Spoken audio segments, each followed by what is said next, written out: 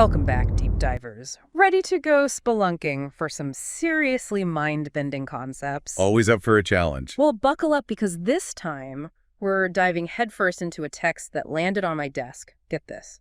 It's called Seeing Through Camouflage Settings. I mean, talk about a title that screams, we're not in Kansas anymore. That definitely piques the curiosity. Sounds like we're about to unravel some hidden truths about reality. You got that right. This text dives into the idea that what we perceive as reality is just a sliver of what's actually out there, like we're all wearing these invisible blinders, you know? Ah, the camouflage settings, right. So we're talking about the possibility of a reality beyond our five senses. Exactly. It's like our senses are playing this elaborate magic trick, only showing us a limited version of the show. You know what I mean? A bit like those optical illusions, where you think you see one thing, but then bam, Yeah. it shifts to something completely different. Yeah, exactly. So what's the deal with these camouflage settings? What are they hiding and why? Well, the text suggests that our everyday reality is like a carefully curated stage set, designed to be perceived by our five senses and nothing more. Like putting on a virtual reality headset, but we don't even realize we're in the simulation. Okay, whoa, that analogy just sent shivers down my spine. So if our senses are filtering reality, how do we even begin to peek behind the curtain? How do we see the man behind the curtain, so to speak? The text postulates that we all possess what it calls inner senses. Think of it like this. Just as bats navigate using echolocation, a sense we humans lack, we too have senses that operate outside the typical realms of sight, sound, touch, taste, and smell. Wait, hold on. Are we talking about like ESP and psychic powers and stuff? Because I'm not going to lie, that's always been kind of intriguing, but also a little out there, you know? It's not about supernatural powers per se. The text suggests these inner senses are latent abilities within all of us waiting to be unlocked. Think of it more like a software upgrade for our consciousness. Okay, so we're talking about upgrading our perception, expanding our awareness beyond what we thought was possible. I'm picking up what you're putting down. But how do we even begin to tap into these inner senses? Where do we even start? It's not exactly a walk in the park, that's for sure. The text acknowledges that tapping into these inner senses is no easy feat. It compares the experience to a sudden, overwhelming sensory shift. Like, imagine if you were instantly bombarded with the sensory input of a bat using echolocation. Yeah, I think my brain would short circuit. Too much information overload. So if we have these inner senses, why are they so elusive? Why aren't we all walking around seeing auras and predicting the future?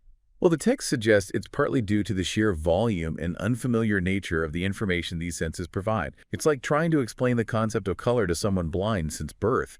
The information needs to be translated into a framework our three-dimensional minds can comprehend, and that's no small task. Okay, so we're like swimming in a sea of information we can't even perceive, and somewhere inside us, we've got the keys to unlock it all. It's like having $1 million but no idea where you stashed the winning lottery ticket. So how do we even begin to, like, train these so-called inner senses? Does this text throw us a lifeline here? It does offer some guidance. It talks about these exercises, ways to quiet the noise of our everyday senses, the hustle and bustle, and tune into subtler frequencies of perception. Kind of like trying to hear a pin drop in the middle of a rock concert, right? Hey, gotta drown out the external noise to hear that inner symphony. So are we talking meditation retreats, sensory deprivation tanks? Because sign me up. It does mention stuff like deep meditation, special breathing techniques, even sensory deprivation as ways to hit the mute button on the outside world. But here's the developing these inner senses. It's more like training for a marathon than a sprint, It takes patience and consistency. Yeah, I mean, we're talking about rewiring our perception of reality here, right? That's not going to happen overnight. But hypothetically speaking, let's say we put in the work, we start tapping into these inner senses. What then? Does the text paint a picture of what we might experience? That's where things get really wild. The text claims that accessing this hidden reality, it could completely change how we understand time, space, even consciousness itself. It suggests this realm where information just flows instantaneously, where thoughts and emotions have actual weight, where the lines between us and the universe start to blur. Okay, now my head's spinning. We're not just talking about, like, seeing auras or reading minds here, are we? This text is suggesting a whole other level of existence. So what's it say about the implications of all this? It's intentionally vague on specifics, maybe because it's trying to explain an experience beyond our current vocabulary, But it definitely hints at the massive impact these abilities could have on everything, from how we communicate and heal, to how we create, and even what we think reality is. This is a lot to unpack. Let's try to pin down some specifics. For instance, the text mentions this instant flow of information in this other realm. Does it elaborate on what that means? Like, could we be talking telepathy here? It doesn't explicitly say telepathy, but it describes this form of communication that goes beyond words and distance. It's like in this other reality, thoughts and emotions themselves carry information. And with practice, we might be able to tap into that directly. That's kind of amazing, but also a little creepy, right? Imagine a world where your thoughts aren't entirely private, where others could pick up on them. Talk about a loss of privacy. True, the implications are huge. The text seems to be pointing towards this deeper connection between everyone, a web of consciousness where our thoughts and emotions ripple outward, influencing and being influenced by everything around us. Okay, we've gone pretty deep down the rabbit hole here. This whole idea of a hidden reality we can tap into with these inner senses is blowing my mind a little bit. It's like trying to take a sip from a fire hose. But before we get totally lost in the theoretical weeds here, I'm curious about the practical stuff. Does the text give us any clues about how experiencing this other reality could actually change our lives? It's not like a how-to manual or anything. The text really emphasizes how personal and challenging this journey inwards can be. But it does throw out some fascinating possibilities. For example, it suggests that as we develop these inner senses, our perception of limits, time, space, even our physical abilities might start to dissolve. Okay, now that's both exhilarating and kind of terrifying, right? Yeah. Can you give me a for instance? Like, what would that look like in real life? Let's take healing. The text suggests that in this other reality, energy flows freely, and it's directly affected by our thoughts, our intentions.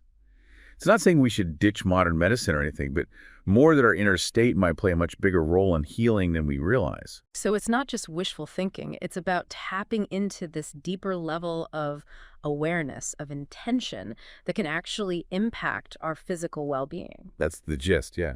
The text also hints at this possibility of accessing knowledge and creativity in ways we can't even fathom right now. It talks about this state of expanded consciousness where we can tap into this universal wellspring of information, getting insights and inspiration that go way beyond our limited thinking. That's incredible, but also kind of brings us back to that fire hose analogy, doesn't it? It seems like accessing this other reality isn't just about gaining some cool abilities, but about fundamentally changing how we relate to, well, everything ourselves, each other, the whole universe. Exactly. The text is clear that developing these inner senses isn't about checking out of reality, but about showing up for it in a much deeper, more meaningful way. It challenges us to question everything we thought we knew about what's possible, to push the boundaries of our own perception, and to really grasp how interconnected we might actually be. Well, this has been a deep dive if I've ever experienced one. We've journeyed from the familiar world of our five senses to the uncharted territory of inner perception, exploring concepts that really make you question everything. It's a lot to process, and it definitely leaves us with more questions than answers, wouldn't you say? And that's maybe the most crucial takeaway from this text. It's not about giving us all the answers, but about sparking that curiosity, that desire to explore, to question. It reminds us that the most incredible discoveries are often right in front of us, hidden in plain sight, just waiting for us to peek beyond the veil of our everyday perception. So to our listeners, we'll leave you with this. What if reality, as we know it, is just the tip of the iceberg? What if each of us has the potential to experience, to maybe even shape a much grander, more interconnected existence? We encourage you to keep digging into these ideas, to explore the mysteries within and around us, and to never stop asking those questions that lead to a deeper understanding of ourselves and the universe we're all a part of. Until next time, keep exploring, keep questioning, and keep diving deep.